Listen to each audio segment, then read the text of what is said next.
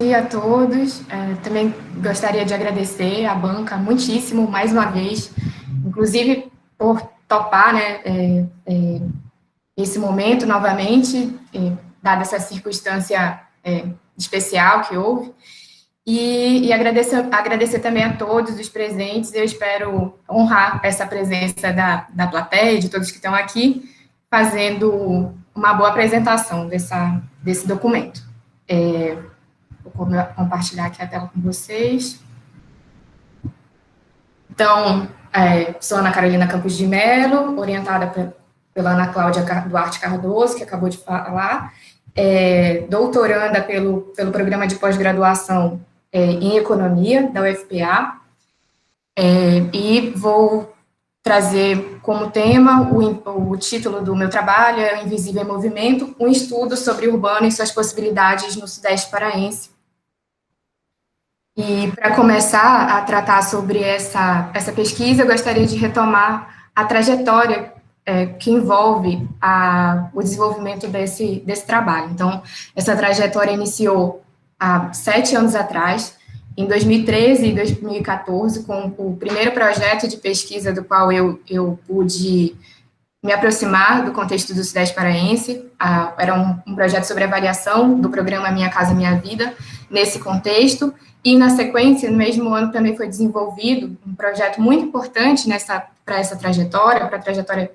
de certa forma, das pessoas que também fazem parte da minha banca, que foi o projeto Urbis Amazônia, que tinha como um ponto central discutir qual era a natureza do urbano contemporâneo na Amazônia. E foi a partir desse projeto de pesquisa e das várias articulações possíveis que eu tive esse meu primeiro contato com o Sudeste paraense, sobre as pesquisas, sobre as dinâmicas urbanas nesse contexto,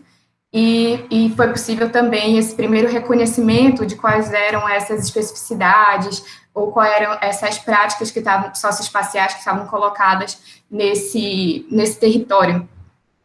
E, a partir daí, foram feitos mais 2 projetos, do qual eu participei, que foram fundamentais para o financiamento dessa pesquisa e para a elaboração desse projeto de tese. Um deles foi feito em 2015, a respeito da avaliação dos impactos no município de Canaã dos Carajás. Tinha uma vertente econômica e uma vertente de estudos sobre a cidade, da qual eu fiz parte.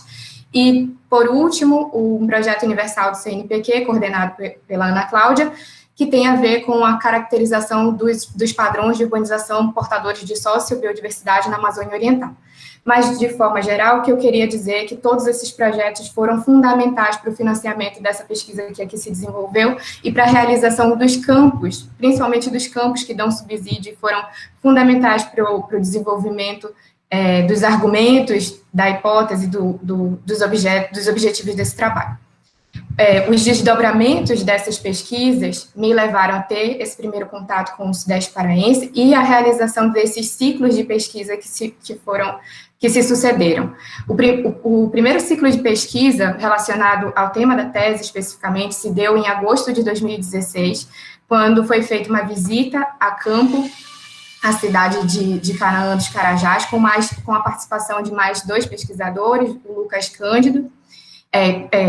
Teve uma participação especial porque ele fez uma dissertação de mestrado que, de alguma forma, tem alguns entrelaçamentos com a tese que é desenvolvida aqui, e subsidiou o desenvolvimento de ambos os trabalhos que estão colocados aqui. Na sequência, foi feito um outro campo de pesquisa, em novembro de 2016, com a aplicação de 216 questionários. Aconteceu na última semana desse mês de novembro, e foi onde foi possível registrar boa parte e documentar boa parte dos materiais quantitativos que também subsidiam essa tese, e a criação de gráficos e tabelas que foram fundamentais, inclusive para o realinhamento desse projeto de pesquisa quando foi necessário. Por último, foi realizado um terceiro ciclo de pesquisa de campo entre abril e maio de 2018, e já envolvendo não apenas o município de Canaã dos Carajás, mas um contexto mais amplo. Foi visitada os municípios de Marabá, Paraopebas e Canaã dos Carajás, e várias várias pessoas foram entrevistadas nesse contexto, várias entidades foram entrevistadas, mas eu dou destaque para as experiências dos acampamentos rurais, ditos rurais, que foram também fundamentais para o desenvolvimento dessa tese, e foi um momento onde a gente pôde se aproximar dessa realidade. E essa pesquisa, como o próprio título do trabalho afirma, ela também passa por alguns movimentos. Então, sim, no primeiro momento das minhas pesquisas, lá em 2013, chamava muito atenção essas dinâmicas da agropecuária e da mineração e a interação dessas dinâmicas do grande capital com a produção do espaço urbano e como é que isso estava produzindo uma reestruturação desses municípios e desse relacionamento campo-cidade. Também foi possível observar, nessas últimas décadas, um reverso desse movimento que me parece tão importante quanto a análise dessas dinâmicas mais ligadas à economia de mercado e as transformações que ela torna possível no território e as alterações que ela provoca na vida das pessoas. Tão importante quanto essa trajetória foi estudar as possibilidades de emergência de práticas urbanas potencialmente transformadoras e socialmente emancipatórias, que é o objetivo desse trabalho. Então, a partir principalmente do campo de pesquisa que foi realizado em agosto de 2016, quando foram realizadas 30 entrevistas com diversos setores, segmentos da sociedade, foi possível observar a emergência de algumas práticas socioespaciais que indicavam um movimento que ali não era muito percebido pelo poder público, não era, como vai ser dito, percebido pela própria população, mas que, de fato, estava se expressando de alguma forma nesse relacionamento, nesse espaço urbano de Canaã dos Carajás. E a partir desse movimento, né, daquilo que era mais visível para essa realidade que pode se apresentar como uma outra possibilidade, que esse trabalho se desenvolve. E aí eu apresento também como houve essa mudança de trajetória, porque houve, num primeiro momento, na verdade, a concepção de um projeto originário de pesquisa que tinha a ver com a investigação da financiarização da vida cotidiana da população. E foi no curso desse trabalho que houve essa mudança de perspectiva e se passou a ver também como mais interessante discutir essas possibilidades, essas alternativas de práticas socioespaciais manifestas no urbano de Canaã dos Carajás, e a gente trata aqui de forma geral na Amazônia. Então, nesse momento do campo foram aplicados 216 questionários, ele produziu muita informação, tanta informação que mesmo para a tese não foi possível codificar ou analisar todas as informações que foram colhidas nesse momento, levantadas nesse momento da aplicação dos questionários. Nós dividimos, à época, a elaboração dessa pesquisa em 8 eixos. Eixo socioeconômico, migração, trabalho e renda, vida financeira, moradia, vida cotidiana, relações rurais e cidadania política. E naquele momento, o meu foco ainda era estudar a vida financeira da população e tentar observar se estava existindo uma mudança dessa população, da relação dessa população com o sistema financeiro e se ela estava passando a ser mais conectada com o mundo das finanças e o acesso ao crédito. Então, foi a partir desse primeiro resultado de pesquisa, onde foi observado que, na verdade, essa primeira hipótese do trabalho, dessa articulação mais enfática da população a esse mundo das finanças, ela não se sustentava. E aí isso vem em decorrência dos próprios elementos que a gente identifica depois no processo de transformação urbana que foi experimentado em Canaã dos Carajás, especialmente com a implantação do projeto S11D, né, de produção mineral, um dos maiores projetos, o maior projeto, na verdade, de produção mineral da empresa Vale, e a gente observou naquele momento, ao contrário das expectativas, que não havia uma maior conexão dessa população com essa esfera mais ligada ao crédito e mesmo ao consumo. Boa parte dessa população admitia não ter, por exemplo, nenhum tipo de poupança ou não pagar nenhuma parcela para aquisição de imóvel naquele contexto, ou de que também não parecia se articular a ganhar algum tipo de renda imobiliária ou comercial com esse processo de expansão. 92% desse universo pesquisado afirmou que não possuía, não estava fazendo nenhum tipo de investimento financeiro, possuía alguma articulação a uma rede bancária, o que foi registrado por 61% das entrevistas, e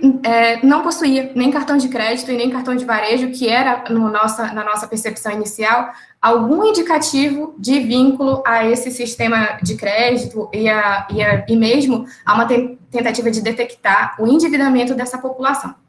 Então, o que a gente viu, na verdade, que quando houve a desmobilização das obras do S11D, após a construção da operação, então, todos os trabalhadores e todos aqueles postos de trabalho e rede de infraestrutura que tinham sido mobilizados no momento dessa implantação, estavam passando por esse processo de desmobilização. Houve um recuo no conjunto de investimentos associados à exploração mineral e a reconfiguração de práticas socioespaciais associadas ao cultivo e à produção de alimentos. E aí, há algumas hipóteses, alguns argumentos e algumas identificações associadas ao surgimento dessa prática socioespacial relacionada ao cultivo e à produção de alimentos, que se deu tanto na sede municipal, que eu estou fazendo alguma simplificação e associando a cidade, quanto nas vilas e povoados de Canaã, que eu estou fazendo também essa simplificação e associando como se fosse a imagem do campo. Então, principalmente durante esse período de campo, em 2016, foi possível observar que na cidade, a gente observou dentro da sede municipal, uma série de práticas agrícolas manifestas no espaço em diversos bairros de Canaã, particularmente aqueles mais populosos e com população de baixa renda, onde essas práticas estavam sendo associadas a uma estratégia de sobrevivência. Por outro lado, que não foi identificado nessa época e só foi possível observar no campo mais recente, essas práticas elas não estavam associadas apenas à sede municipal, mas elas também, e por um histórico, né, socioespacial observado em Canaã dos Carajás, ela se dava fora dessa malha urbana através das manifestações das vilas, dos recentes acampamentos que foram surgindo a partir de 2015, com uma situação específica que vai ser tratada no decorrer dessa apresentação, e outras tipologias, outras manifestações que podem e poderiam ser observadas naquele contexto de agricultura urbana. E aí eu estou entendendo aqui a agricultura urbana a partir de uma chave fundamental desse trabalho, que é a compreensão de urbanização extensiva, que eu também vou tratar melhor depois, e chamar atenção também para outra chave teórica que é usada nesse trabalho, que é a abordagem polanyiana, que fala sobre as formas de integração econômica para além da economia de mercado e que se manifestavam antes dessa constituição hegemônica e que permanecem, de alguma forma, se manifestando no cotidiano e podem também, e serviram de subsídio para elaborar os argumentos dessa tese sobre essas possibilidades que estão colocadas no Sudeste Paraense, especificamente em Canaã dos Carajás. Então, a grande hipótese desse trabalho trata sobre a existência de práticas socioespaciais no urbano amazônico com potenciais socialmente emancipatórios e virtualmente portadores, porque ainda não se constituíram em sua plenitude, de uma matriz urbana mais justa, inclusiva e articulada à natureza. Inclusive, e talvez principalmente, a investigação das desconexões, das descontinuidades e das rupturas desse processo é algo muito relevante para o entendimento desse trabalho e para, talvez, dificuldade de emergência dessas trajetórias. E, nesse contexto, foram formulados três objetivos específicos. O primeiro, revisar o conceito de fronteira amazônica à luz da ideia de urbanização extensiva e da interpretação polanyiana sobre o processo de mercadificação do trabalho e da natureza, revisando o conceito e retomando o debate da fronteira no âmbito contemporâneo. Esse aporte da teoria polanyiana ele foi fundamental para o desenvolvimento do trabalho, não só através dessa percepção sobre a mercadificação, né, da formação dos mercados no Sudeste Paraense, mas também das formas de integração econômica que, de alguma forma, se manifestam relacionadas a essas práticas. Além disso, outro objetivo foi analisar as dinâmicas mais gerais da urbanização capitalista no Sudeste Paraense, que estavam conectadas a eventos globais, que a manifestação da mineração no território acaba criando e tentando fazer esse relacionamento a partir dessas dinâmicas mais gerais com aquilo que estava se manifestando no nível urbano e cotidiano e como é que a inter-relação entre esses processos se manifestava na produção do espaço urbano e, particularmente, na vida das pessoas. E, por último, o objetivo do trabalho foi de construir uma reflexão crítica sobre o urbano a partir da identificação e análise de práticas socioespaciais com potenciais para a transformação e emancipação do espaço social a partir da experiência recente da agricultura urbana em Canaã dos Carajás. Foram feitas outras tentativas durante o percurso desse trabalho de identificar outras tipologias, mas foi feita a opção por definir a agricultura urbana, que parecia, por uma série de questões, uma escolha mais assertiva para ser feita em relação ao objeto de estudo dessa tese. E aqui são algumas imagens que mostram essa movimentação social das últimas décadas. Essa imagem particularmente representa um movimento popular relacionado à soberania da mineração, e que foi um evento que eu participei em maio de 2018, foi também um momento importante para a compreensão, né, das articulações entre entidades privadas, entidades públicas, e como a pesquisa também, a pesquisa e os movimentos sociais, a universidade estão relacionadas nesse processo. E aqui é uma imagem de um dos acampamentos, do Grotão do Mutum, que passou também por alguns processos específicos durante esse período de mobilização dos acampamentos rurais em Canaã dos Carajás, que vale ser retomada aqui na explicação desse trabalho.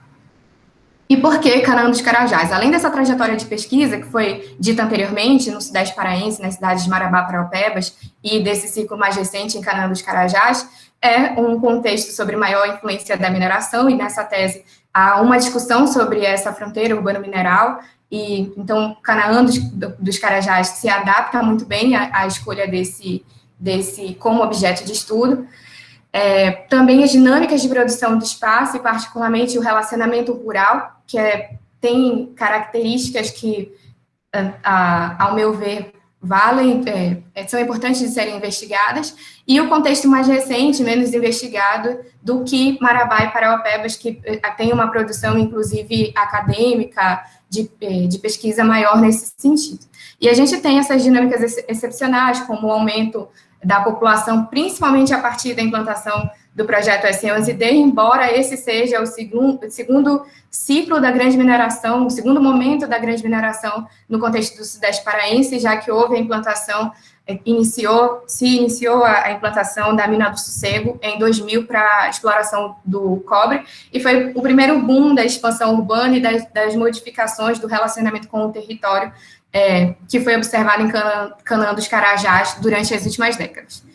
Também tem essa questão, né, da própria arrecadação e do movimento financeiro que existe nesse município em decorrência dessas atividades mineradoras que começaram a ocupar uma parcela significativa da população a partir da implantação do projeto S11D. E por que agriculturas urbanas? Como eu falei anteriormente, eu poderia ter trabalhado com outras tipologias, mas a agricultura urbana, no primeiro campo de pesquisa que foi realizado em 2006, era visivelmente, mas ela estava presente nas entrevistas que foram realizadas, e mesmo que naquele momento não fosse o objetivo da tese, investigar o aparecimento dessas práticas socioespaciais na cidade. Então, ela já despontava ali como uma possibilidade de estudo potencial. Além disso, ela permitiu o estudo da agricultura urbana manifesta em Canaã dos Carajás, permitiu articulação com as abordagens polaniana e com a questão da urbanização extensiva, melhor, assim, a gente acredita que mais adaptada do que contextos como Marabá e Paraupebas, porque a gente tinha uma produção significativa de dados que permitiam sustentar essas relações. E isso se deu a partir da mensurabilidade, que foi possível através da aplicação dos questionários. Por quê? A gente tem poucos dados primários para tratar sobre essa questão da agricultura urbana em Canaã dos Carajás, sobre a expressão dela, mas, por outro lado, a partir aplicação desses 216 questionários, a gente pôde ter um panorama bastante amplo, inclusive não só relacionado à agricultura urbana, mas ao contexto desses moradores, a esse contexto recente, observado em vários aspectos sociais. Também, outro ponto positivo em relação à escolha desse tema foi a riqueza das narrativas que foram possíveis de serem registradas a partir das entrevistas. E, por último, o mosaico de situações socioespaciais que é observado no Sudeste Paraense, particularmente tão conectadas a essa manifestação de agricultura urbana que é observada em Canaã dos Carajás. E práticas que a gente já observa se manifestar nessa fronteira amazônica há bastante tempo, desde esse processo mais intenso de formação dos mercados, que se deu a partir da década de 60. Então, a gente observa situações como o conflito de terras, a forma como esses acampamentos estão submetidos a relações de violência e de judicialização através das investidas da grande mineradora nesse processo de conflito. O início como colônia agrícola, que também nos colocou essa possibilidade de discussão do relacionamento urbano-rural, que não é visto enfim, não é tão percebido em outros contextos, e a própria experiência da agricultura urbana na cidade, que era bastante significativa, como foi registrado, e desse relacionamento com os movimentos sociais. E desses movimentos sociais, para entender a perspectiva que a gente adota nessa tese sobre a urbanização extensiva, é muito importante o entendimento do que foram esses movimentos recentes dos acampados nas terras próximas à sede municipal de Canaã dos Carajás. A partir dessas primeiras entrevistas, foi possível observar essa emergência ou essa manifestação e o significado que o cultivo de hortas e plantas possui, tanto naquilo que é considerado fora da sede municipal, quanto dentro da sede municipal. E a gente conseguiu mensurar isso e observar que praticamente 40% da população se dizia ter alguma conexão com esse tipo de prática, seja para lazer, seja para geração de renda. E 3 aportes teórico-conceituais importantes foram mobilizados no desenvolvimento desse trabalho. O primeiro deles, essas noções da formação dos mercados, que já foi dita, e as formas de integração econômica, e como é que essas práticas se institucionalizam, ou como elas não se institucionalizam de acordo com as possibilidades que são colocadas no espaço para que elas realmente possam se estruturar. Outro ponto importante foi a noção de urbanização planetária, ou a formação da sociedade urbana e dessa potencial característica do urbano de emergir como uma experiência mais enriquecedora para a vida das pessoas, que é formulada a partir das elaborações do Lefebvre. E, particularmente, nessa tese são mobilizados as categorias de níveis de análise de níveis da realidade social, através das ideias do global, urbano e privado, e como é que esses 3 níveis da realidade se articulam na produção de espaço. E, por último, é uma derivação do pensamento de Lefebvre, muito importante, porque o Montemor já havia feito pesquisas sobre a Amazônia, e esse conceito é muito importante para o desenvolvimento dessa tese, a ideia de urbanização extensiva como um processo de expansão do tecido urbano, que permite o transbordamento dos processos urbano-industriais e a generalização de uma trama que, por outro lado, ela também está associada com uma praxis urbana virtuosa, e com a possibilidade de emergência de conexões políticas e da manifestação de cidadania que são possíveis através dessa malha institucional que integra essas redes, tanto através desse relacionamento urbano-industrial, quanto dessa possibilidade, desse duplo movimento, que também resgata a possibilidade de conexão dessas populações, dessa realidade com a cidade, com o direito à cidade, em amplo sentido. E o sumário do trabalho foi elaborado a partir dessas 4 vertentes. foi feita uma introdução, onde eu trago esse percurso que foi tratado aqui, os aportes teóricos principais que foram utilizados nesse trabalho, e como foi feito, realizado os ciclos de campo, e como é que eles vão ser utilizados no decorrer do trabalho. O segundo capítulo, ele trata sobre essa questão da fronteira, retomando o conceito de fronteira tradicional e tentando fazer uma conexão com o que seria a fronteira urbana, tendo sempre a perspectiva, na verdade, que está sendo tratada de fronteira, entendida como fronteira de expansão para o capital, e essa é a grande ideia de fronteira que é assumida nesse trabalho. Além disso, no terceiro capítulo, foi feita a análise do papel da grande mineração e a interação com a dinâmica urbana, e, por último, em paralelo a isso, ou no reverso desse movimento, e também conectado a ele, a tentativa de apreensão e de discussão do que seria esse invisível na fronteira urbana mineral amazônica, associada às práticas da agricultura urbana e observadas no contexto de Canaã dos Carajás. A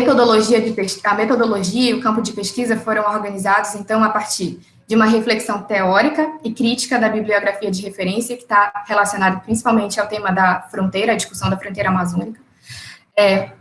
também em relação ao levantamento e interpretação de dados primários obtidos nessas entrevistas e com a aplicação dos questionários, e na análise e avaliação empírica desse estudo de caso a partir de todos esses dados que foram gerados no decorrer dessa pesquisa. Então, primeiro foi feito um campo em agosto de 2016, onde foram realizadas 30 entrevistas. Nesse campo também foram feitos diversos registros fotográficos e o reconhecimento da sede municipal, a visita a vários bairros, e essas entrevistas, elas tinham como ponto fundamental tentar identificar as narrativas de diversos segmentos da população. Portanto, foram feitas entrevistas com os migrantes, pioneiros, com representantes do setor imobiliário, do setor público e do terceiro setor. No segundo campo de pesquisa, realizado em novembro de 2016, foi feita a aplicação desses 216 questionários relacionada a esses 8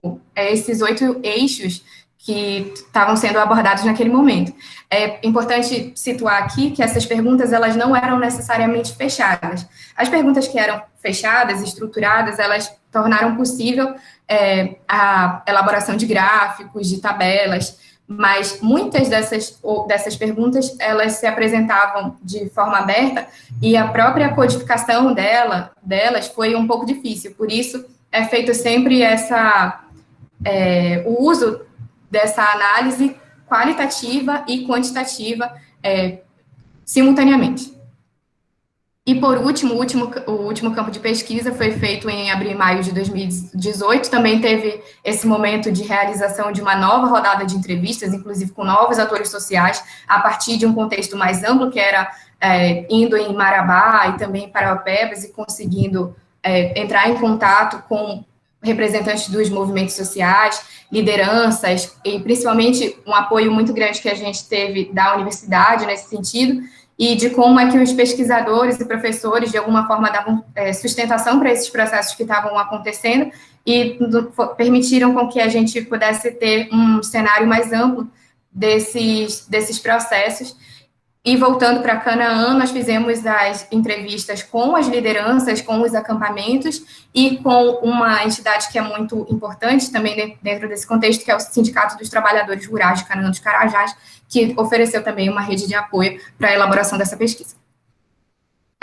Então, no capítulo sobre fronteira urbana mineral, é retomada essas principais formulações sobre a fronteira tradicional, particularmente as elaborações do Otávio Iane, do Otávio Velho, e duas, eu acho que colocações são fundamentais para as análises que são desenvolvidas, né? O papel central da política na fronteira e a lei, a burocracia e a violência como elementos que se rearticulam nesse processo e estão presentes mesmo nessa análise contemporânea, ou fundamentalmente para a gente entender como foi esse processo de transição e, enfim, de composição desse contexto a partir de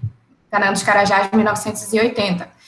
E, além da compreensão dessa fronteira tradicional, o movimento que é feito nessa tese é exatamente de tentar conectar essas elaborações a uma percepção do que seria a fronteira urbana.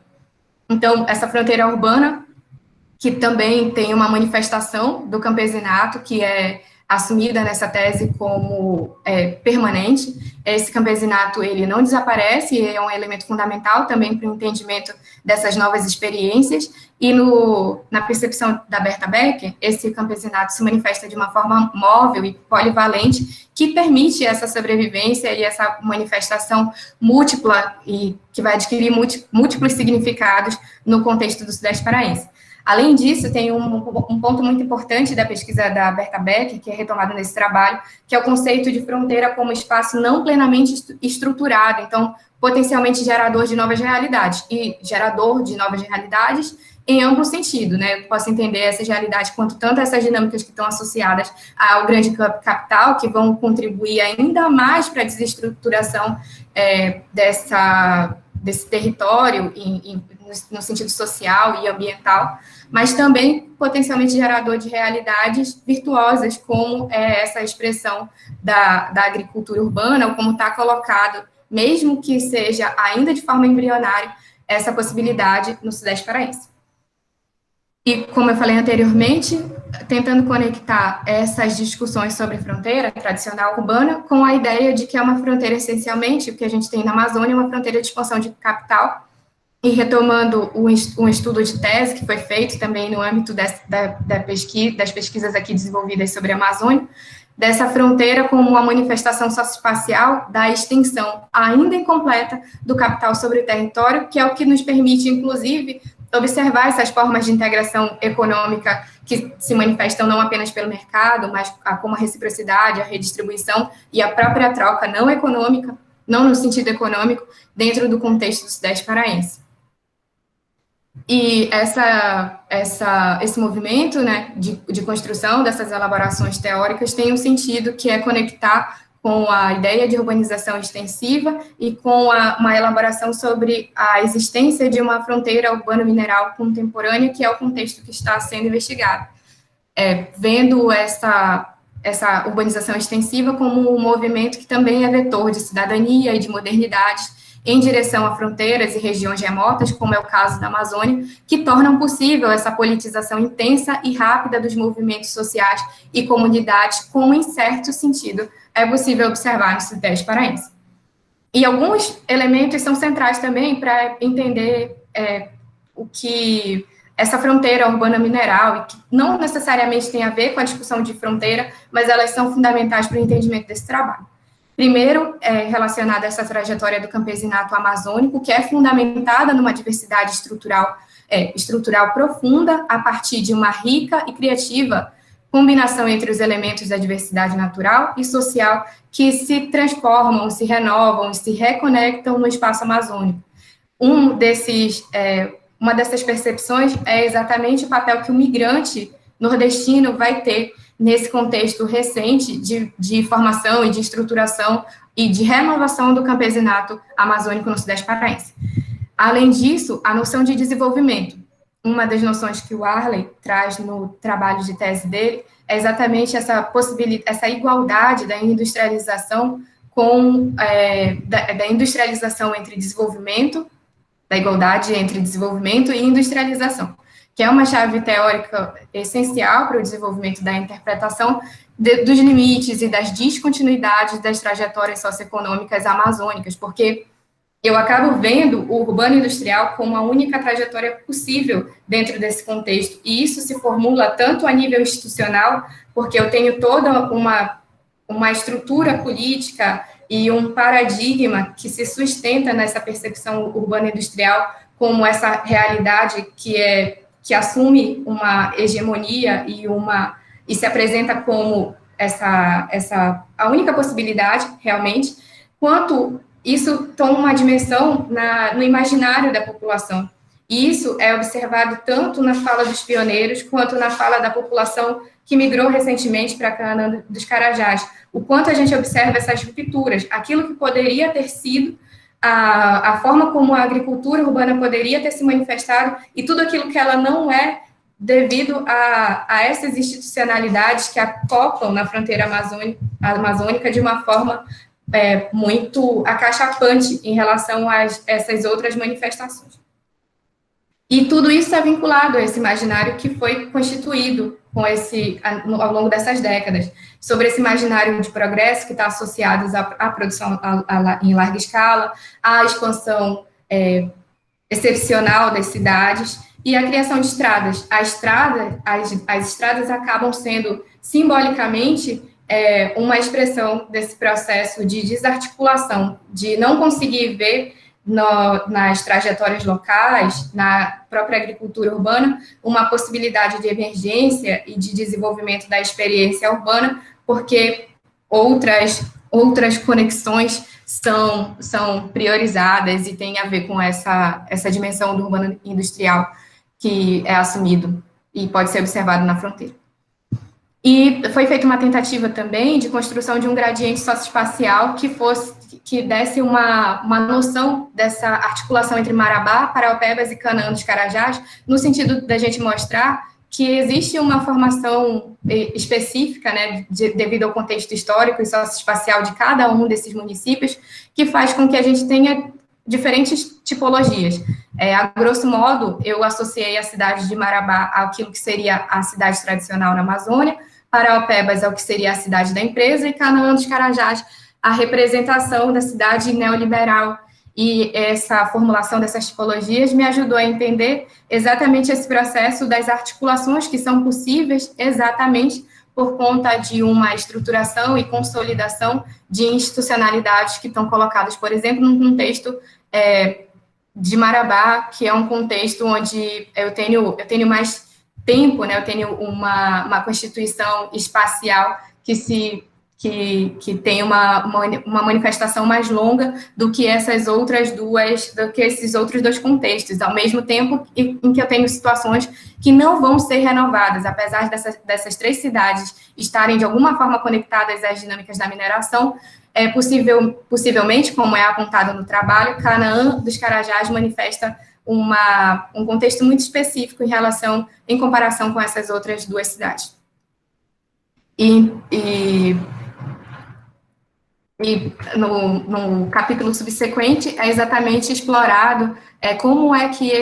essa grande mineração se manifesta em interação com a dinâmica urbana. Esse capítulo ele explora as dinâmicas mais gerais observadas em contextos de extração de recursos e investiga, a partir da noção de níveis do Lefebvre, do global, do urbano e do local, como é que eles se articulam nesse território e propiciam a interação entre a mineração e os circuitos globais de troca, e como é que a emergência dessas relações, que se dão no âmbito financeirizado, que conectam a produção do minério a essa escala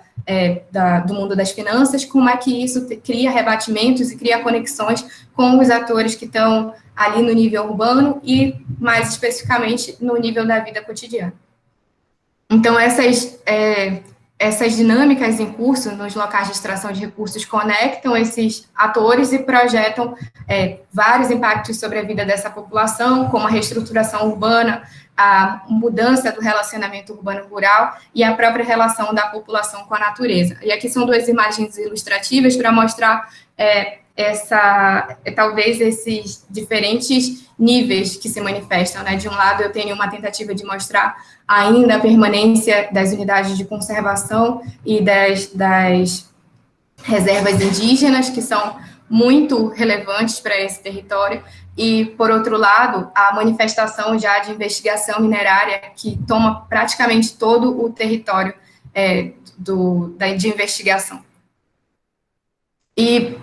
muitos pontos foram tratados nesse segundo capítulo, quanto a esses relacionamentos entre global, urbano e local, sobre como é que essas dinâmicas urbanas acontecem em Canaã dos Carajás e no Sudeste Paraense de forma geral, mas algo que eu trouxe aqui foi uma fala de um arquiteto que trabalha em Canaã dos Carajás, que eu acho que sintetiza muito bem esses movimentos e essa articulação entre essas cidades e aquilo que Canaã dos Carajás, na percepção, por exemplo, desse ator, como ela se apresenta e essa visão de que talvez ela não se manifeste da mesma forma, por exemplo, de articulação institucional e de estruturação urbana, como foi o caso de Marabá e Paraupebas. Ele diz, é só você pensar, Paraopebas dizem que tem ainda 15, 20 anos de exploração, tá certo? Só que se você está a 60 quilômetros de Paraopebas, aí vamos ver, a maior concessionária da Mitsubishi no Brasil foi parar em Paraopebas. Tudo lá tem um tamanho considerável. Aí você acha que um cara que investiu milhões para comprar terreno, fazer uma concessionária bem ali, ele vai chegar aqui em Canaã e vai fazer uma concessionária desse tamanho também? Ele vai fazer um ponto de apoio, 60 quilômetros, ele compra 2 guinchos, sai muito mais barato. Então, logicamente, basta você pensar um pouquinho que você percebe que Canaã é uma cidade dormitório e vai ser uma cidade dormitório. Mas as pessoas fizeram questão de acreditar e de trabalhar de certa forma, até de má fé, essa questão de botar loteamento à torta e à direita aqui. E uma outra, em continuidade a isso, ele mostra essa diferença da dimensão entre como é a atuação desse setor que está conectado às grandes dinâmicas do capital, o próprio setor agropecuário, como é que ele vai passar a investir na cidade, e como é que acontece, como é diferente a percepção desse território para esse ator, que está relacionado a esse capital global, e quem está na ponta do processo, os moradores realmente da cidade. E ele sintetiza isso numa frase que é: o cara não leva prejuízo, porque tem uma questão financeira aí, falando dessas trajetórias das empresas imobiliárias que têm surgido no Sudeste Paraense. Um jogo de mercado por trás enorme. Ele vai parar lá na Bolsa de Valores no final da história. Então, assim, o cara não leva prejuízo. Agora, o pobre, coitado, que é o cara que vai adquirir o lote, esse leva prejuízo. Leva porque vai ver o retorno do espaço dele que não vai valorizar, que não vai ocupar e que vai ter baixa qualidade de moradia ali. Aí eu tô vendo a perspectiva de alguém que, de alguma forma, está relacionado também a esses processos da dinâmica urbana. Esse arquiteto, especificamente, ele também produz loteamentos e tal, então a gente vê que na própria fala dele, aquela pessoa que está ali na ponta do processo, ela também vai ser prejudicada porque não vai existir uma valorização que vai se beneficiar. Mas, por outro lado, ele também reconhece que isso tem a ver com a baixa qualidade de vida que vai ser oferecida àqueles moradores devido à forma como essas dinâmicas urbanas se deram no Sudeste Paraense e, em particular, em Canaã. E aqui, esse movimento, essa expressão do quanto houve essa mudança e produção de malha urbana absurda nas últimas décadas em Canaã dos Carajás. A gente vê aqui a década de 80, 90, 2000 e a última década, já uma produção bastante larga de loteamentos e outras manifestações de tipologias associadas a esses grandes investimentos imobiliários que foram realizados. E, por outro lado, essas grandes conexões também, essas formas de manifestação do grande capital, elas se dão de uma forma de articulação que, como está colocado na própria fala, não está muito interessado em quem está lidando com a cidade no seu dia a dia. Então, a gente vê a expressão dessas grandes redes logísticas, da ampliação das estradas, da ampliação da rede ferroviária recentemente e da criação de todo esse aparato de infraestrutura que tem a ver com a produção e não com a reprodução da vida, e que esse outro lado permanece invisível dentro dessas dinâmicas, ou predominantemente invisível. Então, para que a gente conseguisse dar expressão a essas dinâmicas que são invisíveis, né, inclusive para vários sujeitos que estão relacionados a esse global, urbano e local, nós acionamos a possibilidade de tratar desses arranjos socioespaciais que têm surgido através da agricultura urbana, a partir da perspectiva de que esses arranjos eles se manifestam em múltiplas escalas e a partir de uma diversificada combinação entre natural, social e abstrato. E que essas possibilidades também encontram seus limites. Na verdade, elas encontram amplos limites para a emergência e criação do que a gente defende ser uma matriz urbana mais justa, inclusiva, integrada à natureza, por mais que existam várias evidências de que esses caminhos, de alguma forma, estão sendo percorridos. E, novamente, enfatizando que o recorte foi feito a partir de Canaã dos Carajás, e especificamente da narrativa e da prática dos moradores da cidade, da sede urbana, e dos movimentos sociais articulados à agricultura urbana, e aqui eu estou tratando especificamente dos acampamentos rurais surgidos nas últimas décadas. Então, e outro ponto importante para a compreensão dessas experiências, ou assumidos nesse trabalho, dessas experiências agrícolas urbanas vistas como conteúdos das próprias experiências desses moradores, e e dos acampados, do vínculo dessas experiências com as gerações passadas.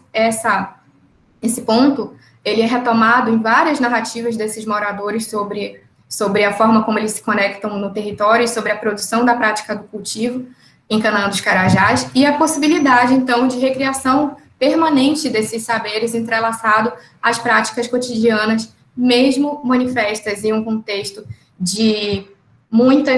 precariedade, de tanto das condições de própria existência dessas pessoas, quanto das condições de reprodução das suas práticas, inclusive econômicas, associadas à agricultura urbana. E aqui são para ilustrar algumas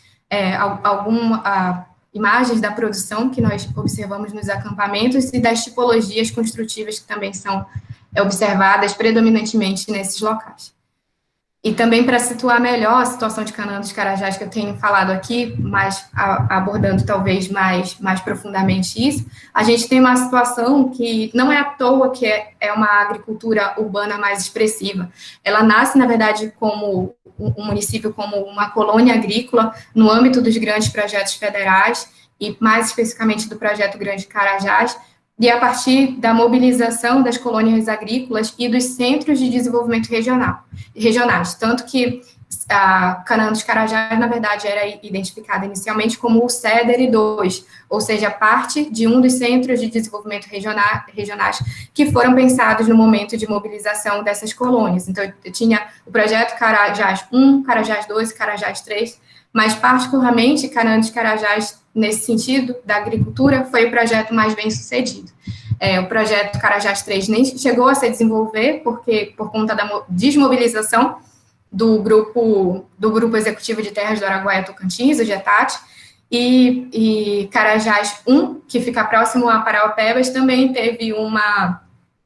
desenvolvimento mais irrisório das suas práticas agrícolas.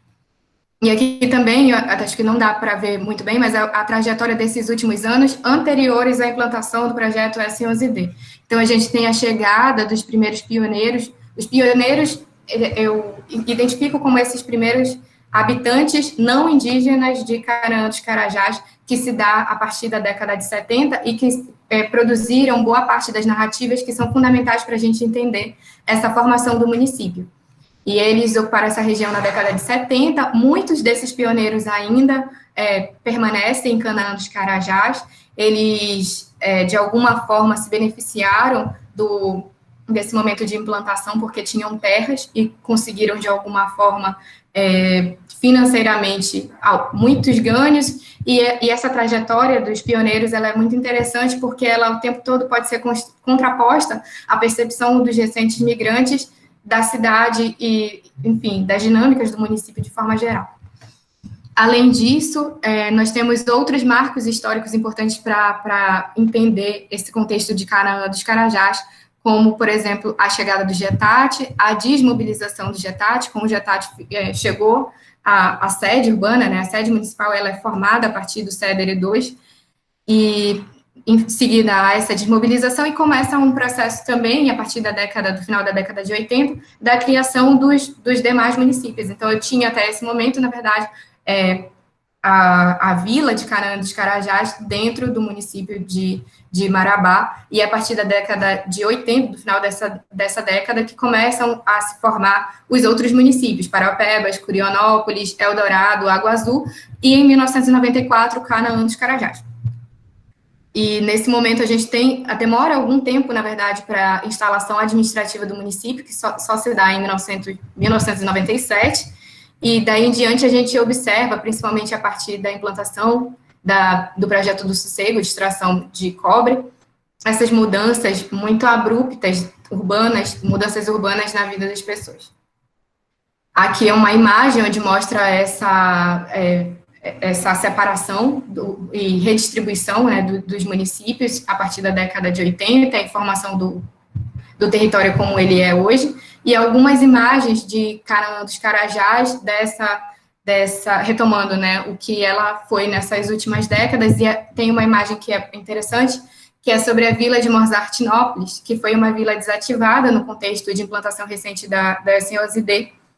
porque estava em uma área muito próxima da instalação da mina, então foi feita a desmobilização, e toda essa população foi retirada, ou indenizada, ou foi, enfim, remanejada para uma outra área, em toda uma construção de décadas, do início da cidade, foi perdida com essa nova estruturação do município. Além disso,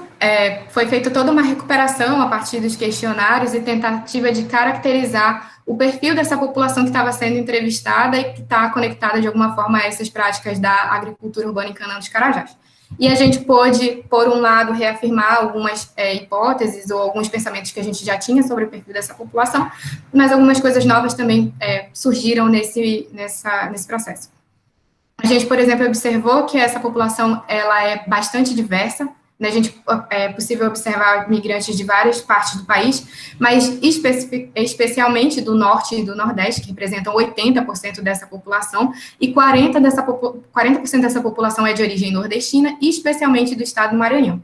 Quanto ao perfil de raça, gênero e idade, foi possível observar que o universo entrevistado é composto principalmente por pessoas não brancas, que representam quase 90% das pessoas entrevistadas, predominantemente representado por mulheres, que alcança quase o percentual de 70% desse universo, e entre idades entre 15 e 54 anos, o que demonstra que essa população apresenta potencial oferta efetiva de trabalho na economia, mas como a gente vai ver, acontece esse descolamento e a gente tem essa população tanto associada a trabalhos não remunerados, quanto a trabalhos que são relacionados à informalidade. Então, a gente tem 50%, mais de 50% dos entrevistados não estão no mercado assalariado, ou mercado formal, e entre esses moradores ocupados, 52% realizam atividades informais, sendo que, quanto à noção da escolaridade do universo pesquisado, nós temos apenas 7% desses entrevistados com ensino superior e 48% estudaram apenas até o fundamental.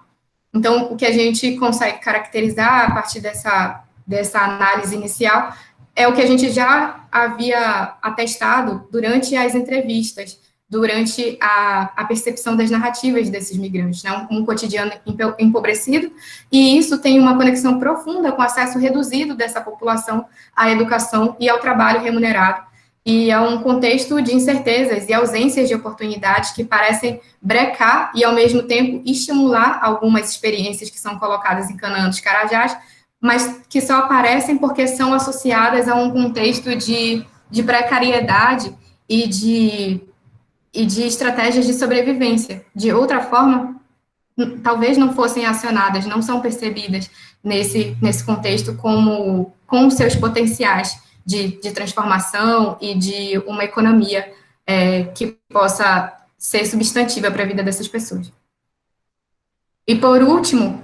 tem uma conexão desse perfil de moradores com as fases de migração, com a motivação de migração e com as ocupações que essas pessoas teriam anteriormente. Então, a gente observa que a maioria das pessoas, elas foram a Canaã em busca de novas ofertas de trabalho, que essa migração acontece predominantemente no último ciclo da mineração, a partir de 2010, e que essa ocupação anterior ela estava associada a trabalhos de baixa qualificação. Então, por um lado, eu tenho uma empresa mineradora que hoje em dia opera praticamente com muita automatização, investiu em capital intensivo e abre poucos postos de trabalho. Então, e ao mesmo tempo, essa população tem uma baixa qualificação e os postos de trabalho oferecidos pela mineradora exigem um alto nível de qualificação. Então, acaba existindo esse descompasso entre essa grande massa de trabalhadores e as oportunidades que são oferecidas, por exemplo, de inserção na mineração, seja através da grande indústria da Vale, seja através dos postos de trabalho abertos pelas terceirizadas. Também, outra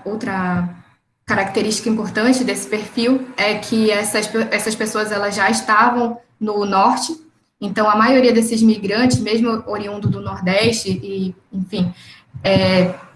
já estavam, de alguma forma, residindo, o que mostra essa mobilidade que é caracterizada pela Berta Beck, desse campesinato que é móvel. Muitas dessas pessoas, como foi possível observar nas narrativas, tinham algum tipo de trabalho relacionado com a agricultura, e esse movimento migratório também manifesta duas características. A de que boa parte desses migrantes já morou em outros lugares e que migra, quando migra, com a família, o que pode indicar uma possibilidade dessa população de permanecer. Muitas das pessoas entrevistadas diziam que, a partir da segurança de posse que tinham conseguido com a titularidade do terreno, foi possível, elas tinham uma ideia de ficar no município e não migrar novamente. E a última parte do trabalho, ela é uma tentativa de expressar as narrativas dos habitantes. Então, foi possível notar, e infelizmente não houve tempo hábil para mobilizar aqui, então eu vou colocar na minha fala, três grandes narrativas. A gente tem as narrativas dos pioneiros e da forma como eles percebem essas modificações que aconteceram, e é interessante como é que eles veem a agricultura nesse sentido, sempre vendo como uma possibilidade que está no passado, porque outras trajetórias, como a pecuária e como a pecuária de corte, a pecuária leiteira, se manifestaram mais recentemente a mineração. Então, o passado ele é sempre acionado como uma... A agricultura é sempre acionado como um aspecto do passado. Essas outras gerações, inclusive dos filhos dos pioneiros, não se conectam mais a essas atividades rurais, porque passaram ou a ter postos de trabalho na mineração, ou mesmo a sair do município e, enfim, ter uma vida que não tem nenhuma conexão com aquele passado dessas famílias de agricultores e colonos que ocuparam território na década de 80.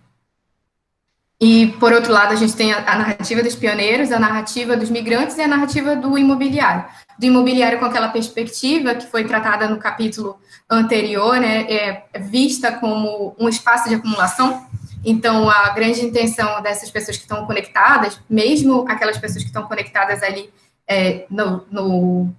mais diretamente, talvez, ao processo, né, os corretores imobiliários, a gente, primeiro, enxerga uma expectativa muito grande de que vai existir outras ondas de acumulação e que, dessa vez, eles vão ainda ganhar mais dinheiro com o território. E, por outro lado, a gente tem uma perspectiva dos migrantes de que a atividade mineradora ela não está sendo... não está providenciando todos esses benefícios que ela supostamente criaria. E a gente tem três narrativas que estão associadas a um pouco daquilo que a gente observou nessas falas. Nós fizemos perguntas, principalmente relacionadas ao ex-trabalho, migração, moradia e expansão da cidade. Mas, a partir dessas perguntas, vários temas que não estavam inicialmente no nosso escopo, elas começaram a aparecer, por exemplo, como as estratégias de sobrevivência, e aí a agricultura urbana ela é mobilizada fortemente como uma dessas atividades, a precarização do trabalho, a dificuldade de encontrar trabalhos remunerados no contexto de Canaã dos Carajás, dadas as características dessa população que foram tratadas anteriormente, e as dificuldades de acesso ao conhecimento técnico, e aí tem uma discussão que é importante sobre o papel da universidade, ou a ausência da universidade, que é o caso em Canaã dos Carajás, cria algumas dificuldades para esse contexto que a gente relaciona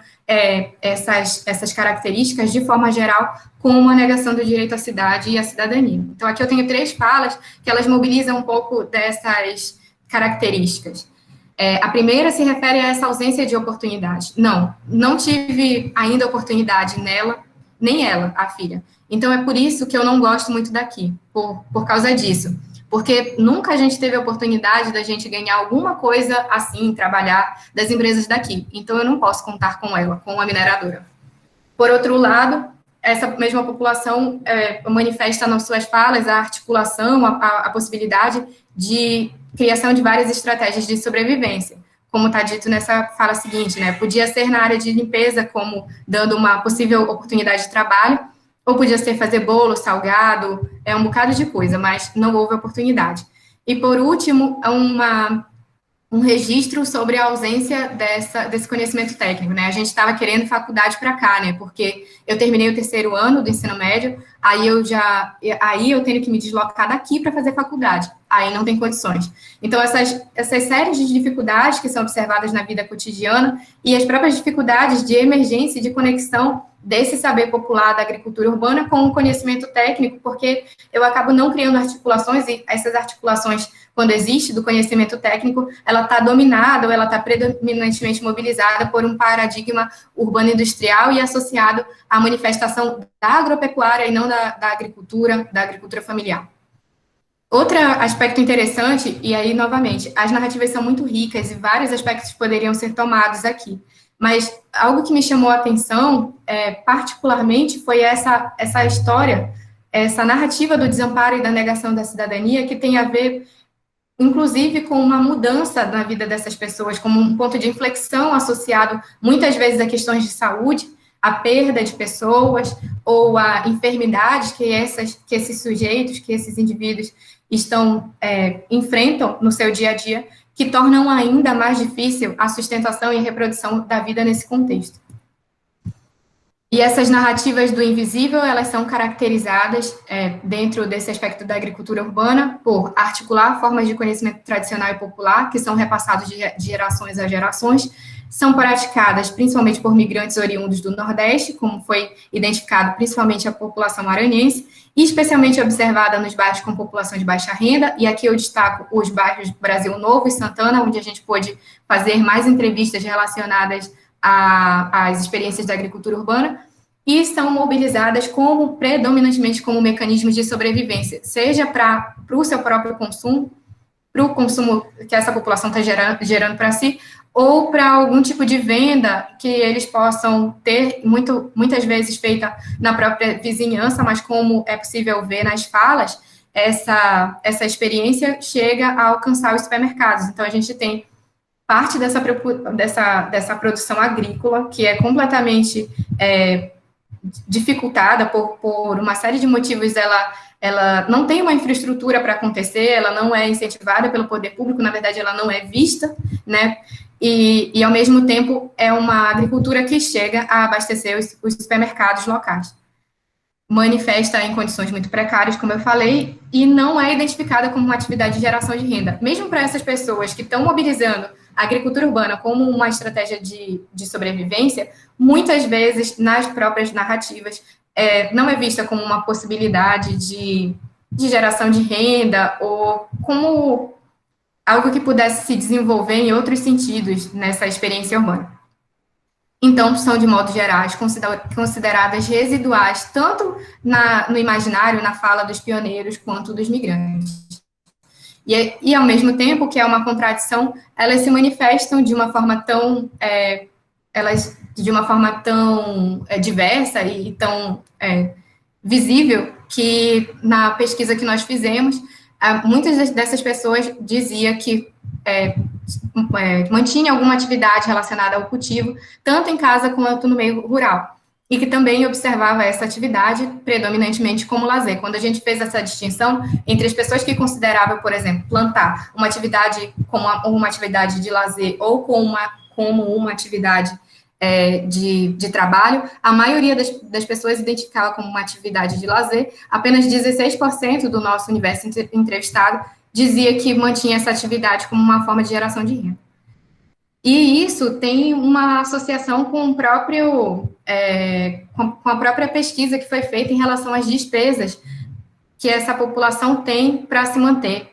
na cidade. E a maioria dessas pessoas relaciona que a maior despesa que tem é relacionada à alimentação. Então, há uma conexão possível entre a possibilidade dessas práticas urbanas estarem relacionadas também ao alto preço da alimentação no município. Então, eles acabam tentando, através das experiências do cultivo, criar uma outra possibilidade de geração de renda. E a gente tem um registro de uma fala que diz exatamente sobre isso, né? Que às vezes é mobilizado para consumo, mas também é mobilizado para venda. Inclusive, o pessoal do supermercado já veio comprar e compravam porque a produção que o próprio supermercado estava encontrando no município não era suficiente. Então, estava também acionando a produção da agricultura de quintal. E uma fala interessante de todos esses registros que foram feitos foi a fala da dona Raimunda, de 53 anos, nascida em Estreito, no Maranhão, moradora do residencial Canaã. Algo muito curioso é que o residencial Canaã, quando nós fomos, ele tinha 4 meses de entrega das chaves do Minha Casa Minha Vida. Então, super recente, mas chamava muita atenção a casa da dona Raimunda, porque ela tinha uma plantação, como se pode ver, enfim, que chamava muita atenção, muito diversificada, muito grande, do que a gente podia considerar como agricultura urbana. Mas ao ser perguntada sobre a sua ocupação, em nenhum momento ela cita, na verdade, nenhuma prática de trabalho e nem a prática da agricultura urbana. Ela diz que ela faz muita coisa, mas que ela nem identifica isso nessa fala dela. É como se ela passasse o tempo todo da manhã dela, do dia dela, sem fazer absolutamente nada. Quando a gente sabe pelas próprias fotos que estão colocadas aqui, que na verdade ela faz, sim, ela tem uma ocupação, e essa ocupação ela está relacionada a uma manifestação de cultivo, principalmente relacionada aos alimentos. E aí, num outro momento, quando a gente conversa um pouco mais com ela, nós fizemos a pergunta do que é que ela plantava, se ela plantava desde quando, e ela diz, eu sempre gostei de plantar, tomate, cebola, coentro, eu sempre gostei de plantar. E ela diz que tem tanta coisa plantada, tem abóbora, melancia, tem tudo plantado ali. Então, em 4 meses de ocupação daquele local, ela já tinha uma produção muito intensa do cultivo de alimentos e que era mobilizada, inclusive, como estratégia de geração de renda. Ela diz que só mora ela e o marido dela, então o consumo é muito pouco para eles, mas ela consegue vender entre a vizinhança a produção que ela obtém na casa, nesse residencial do Minha Casa Minha Vida. E aqui são mais fortes, porque realmente esse caso especificamente chamava muita atenção desse contraste entre uma invisibilidade que está colocada na fala da própria pessoa, que não identifica essa prática da agricultura urbana, e ao mesmo tempo ela sendo muito expressiva na sua manifestação. E, novamente, isso também vai em direção ao que a gente conecta como essa participação do migrante e de como ele se associa a essas práticas de reprodução da vida e conexão com a natureza no Sudeste paraense. Um outro exemplo que foi retirado para ser colocado aqui na apresentação foi o do Oswaldo, de 52 anos, nascido no Maranhão e morador do bairro de Santana. Nós identificamos, na verdade, antes do campo de 2016, quando uma equipe que estava, uma equipe de estudantes mobilizada também pela ANA, no âmbito do plano de mobilidade, fizeram uma série de pesquisas em Canaã dos Carajás e tinha um terreno que ele se destacava em relação a essa produção da agricultura urbana, que nem era o foco da pesquisa, mas que acabava se destacando. Então, a partir desse indício que foi observado em 2015, nós fomos conhecer esse local, e é um local de aproximadamente 20 mil metros quadrados. Hoje, em 2020, eu não sei se essa área ainda expressa alguma prática de agricultura urbana, mas até 2016 era possível observar uma produção que tinha sofrido diminuição e que está associada com essa fala que foi colocada pelo Oswaldo. O Oswaldo, ele diz que essa produção chegou a abastecer supermercados, que eles entregavam para a firma, para o supermercado, para Paraupebas, mas agora estava dando mal para abastecer o supermercado, e isso está relacionado ao que a gente pode ver aqui, né? Existe um curso d'água, e Canaã, particularmente, tem um projeto, tem um problema, na verdade, enorme com o abastecimento, hoje em dia, de água, que está associado ao desaparecimento das nascentes. Então, e a gente vê isso mobilizado na fala dele, dizendo que a produção diminuiu muito porque eles não têm mais acesso à água. Então, tudo que era plantado, de maxixe, pepino, quiabo, alface, rúcula, agora eles não estão mais plantando, eles têm uma produção de cheiro verde, couve e cebola, mas muito menos expressiva do que foi anteriormente por conta da falta de acesso à água. E aí, eu acho que eu estou com um pouco tempo, já falei demais, só para passar mais rapidamente, falar da experiência dos acampamentos especificamente e ir para as conclusões finais. Nós identificamos 7 acampamentos quando nós fomos fazer a pesquisa em 2018, mas hoje nós já temos informação de que alguns desses acampamentos foram desmobilizados, como foi o caso do Grotão do Mutum. Ele, na verdade, ele ainda se manifesta, mas ele sofreu alguns processos de reintegração de posse, com participação, né, da Vale. e a gente teve também, não conseguiu registrar nessa documentação a presença do Monte Sião, que ficava muito próxima de uma área de lixão, e o Eduardo Galeano. O Eduardo Galeano, na verdade, nós não chegamos a fazer entrevista, e o Rio Sossego. O Rio Sossego, na verdade, a gente não tem informações mais atualizadas. Mas desses 4 acampamentos que nós temos informações, todos iniciaram em 2015, eles têm mais ou menos entre 80 e 200 famílias em suas ocupações, e são organizadas principalmente pela FETAGRE e pelo Sindicato dos Trabalhadores Rurais, com destaque para o Eduardo Galeano, que recebe orientação do MST. E, segundo informações do sindicato, esses acampamentos chegavam a produzir alimentos que abasteciam 5 mil famílias de Canaã dos Carajás, não apenas acampadas, mas 5 mil famílias moradoras de Canaã, apesar de que, na fala dele, está registrado que essa produção é feita principalmente para o consumo desses acampados, e não para distribuição, não como uma forma de geração de renda e de conexão maior com a cidade. Inclusive, existiu esse momento, em 2016, nós chegamos a visitar uma feira de rua bastante extensa que existia em Canaã dos Carajás. Essa feira foi desmobilizada e hoje foi construído um centro de abastecimento, mas é muito diferente a relação que as pessoas tinham com essa feira, inclusive que tornava possível que outras produções de outros locais fossem mobilizadas para Canaã dos Carajás, e isso não é mais uma realidade a partir da criação do centro de abastecimento. A gente também observa a rede de apoio que esses acampamentos estão conectados, e aí vem novamente a informação, né, das institucionalidades que estão colocadas no Sudeste paraense, e a importância e a diferença, por exemplo, de Marabá para esse contexto, em que a gente tem institucionalidades colocadas ali, como a universidade, como a CPT, que dão sustentação para esses processos que estão acontecendo a quilômetros de distância da sede municipal de Marabá, por exemplo. E aí a gente tem um outro, eu não estou conseguindo ver todos, mas a gente tem também a manifestação de alguns processos, da criminalização desses movimentos sociais, que chegam, inclusive, a atingir pesquisadores da universidade, e que também são perseguidos nesse processo, um perfil híbrido desse campesinato recente, porque assim como a gente tem a identificação dessa população como campesina, a gente observa que boa parte desses trabalhadores, no momento de desmobilização e de dificuldade de integração a esse mercado oferecido pela mineração, eles partiram para a possibilidade de produção de cultivo relacionado aos acampamentos. Então, a gente tem um perfil de um campesinato que, de alguma forma, já estava ligado a essa atividade há mais tempo, mas também que, recentemente, está migrando dessa atividade e que veio do mercado relacionado à mineração. E aqui são algumas imagens desses acampamentos. A gente tem as produções, as sacas de grãos que foram colhidas no momento que a gente fez a pesquisa, e algumas mobilizações, acontecem mobilizações permanentes desses acampamentos, né, em Canaã dos Carajás, e alguns dados sobre essas produções. Então, só em Marajaí, que era um desses assentamentos, foi registrada uma produção de 7 mil pés de banana por uma família apenas. Na Serra Dourado, a colheita de safra de milhos, ela era mensurada entre 20 a 30 sacas, e foram produzidas 40 toneladas de melancia e abóbora durante esse período em que nós fizemos a entrevista. A entrevista foi feita em 2018, mas esses registros são relativos ao ano de 2017. Então, a gente tem uma produção que é substancial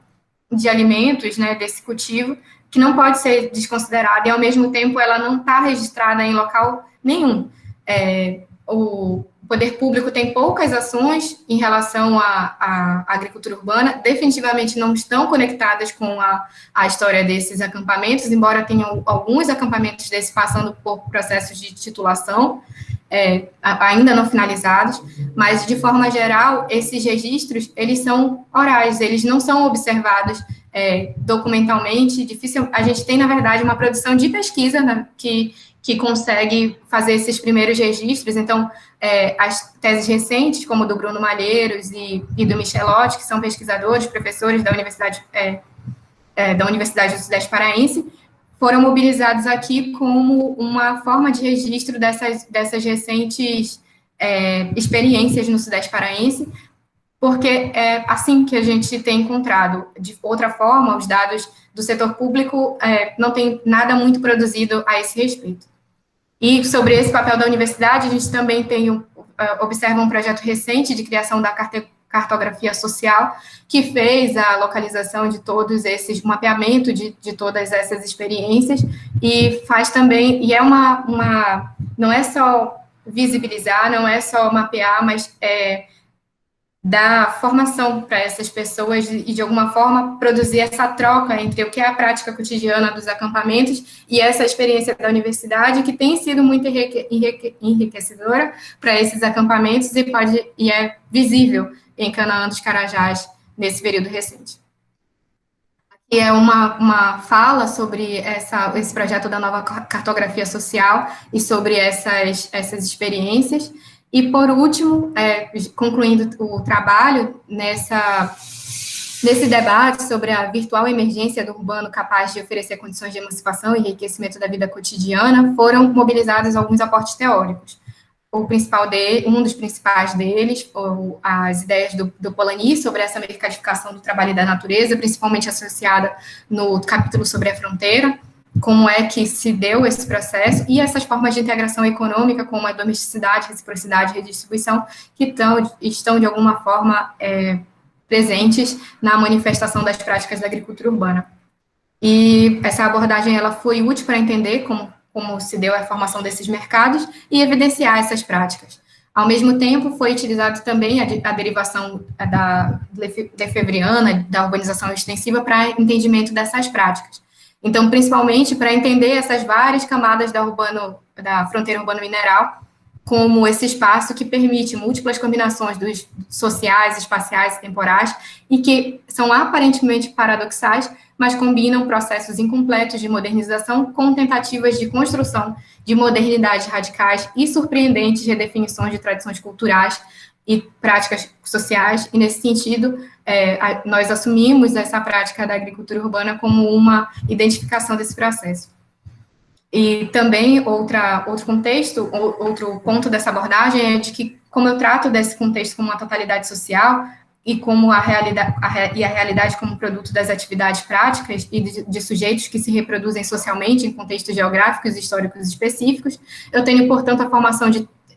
um tempo social e de um espaço social que são construídos diferencialmente. A exemplo, por exemplo, da formação diferenciada entre Marabá, Paraupebas e Canoa dos Carajás.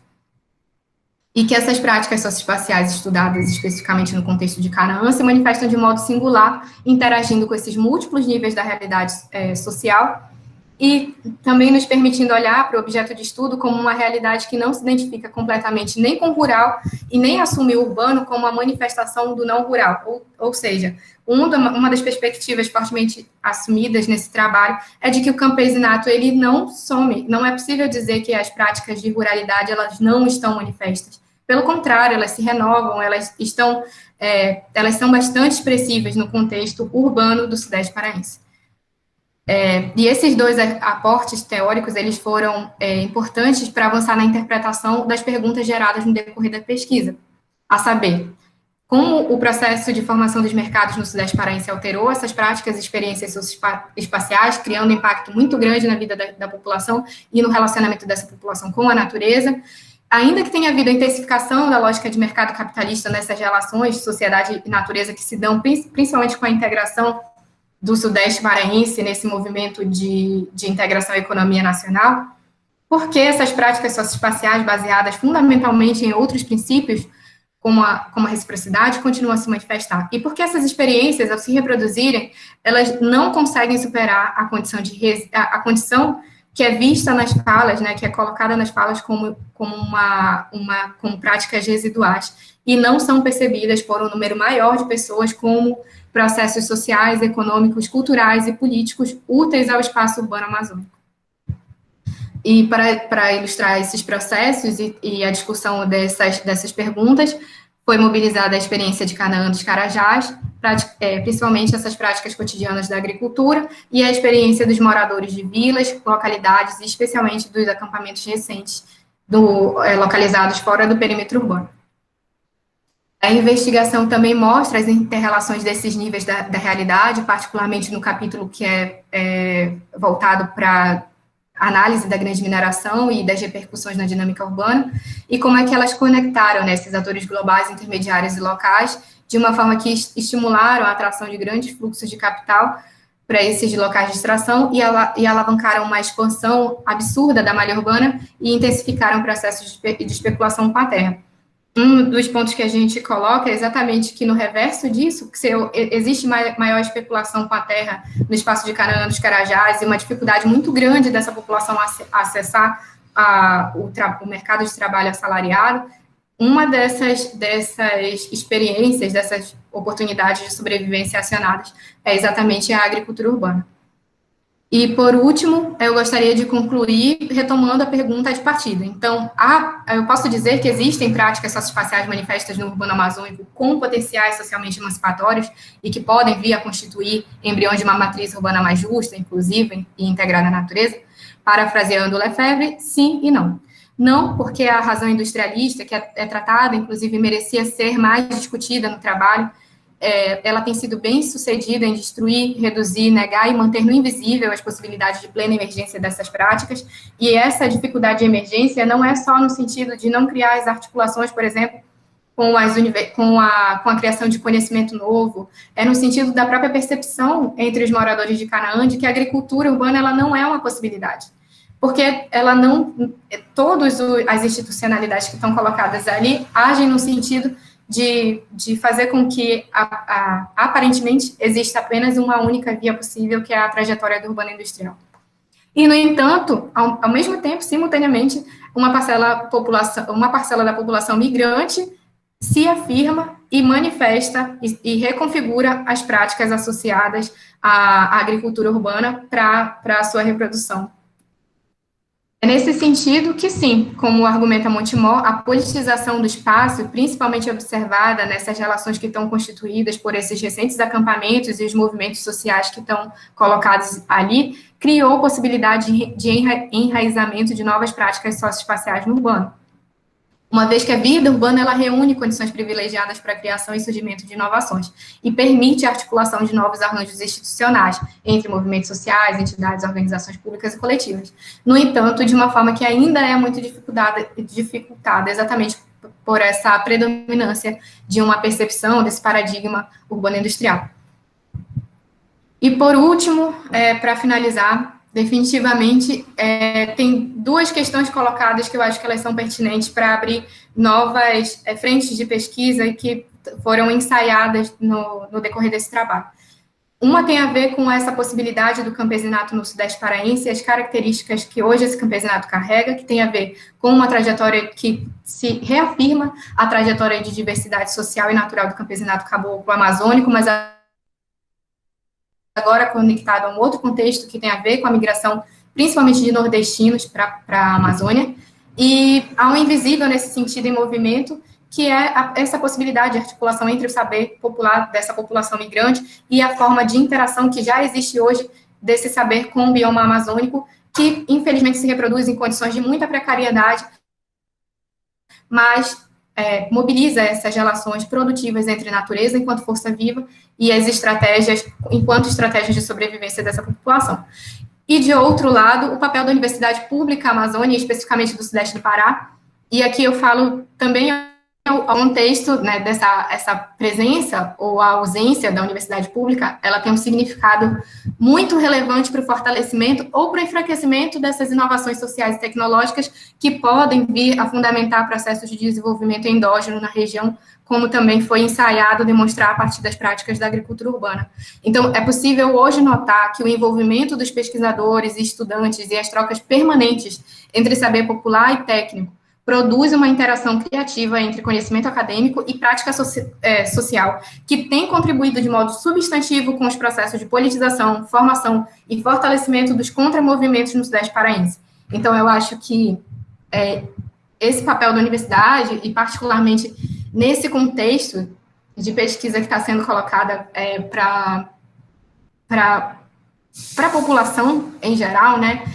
nos faz pensar sobre a importância da universidade pública nesse contexto e dá margem ao surgimento dessas outras possibilidades de pesquisa que foi possível identificar a partir da construção e elaboração dessa tese.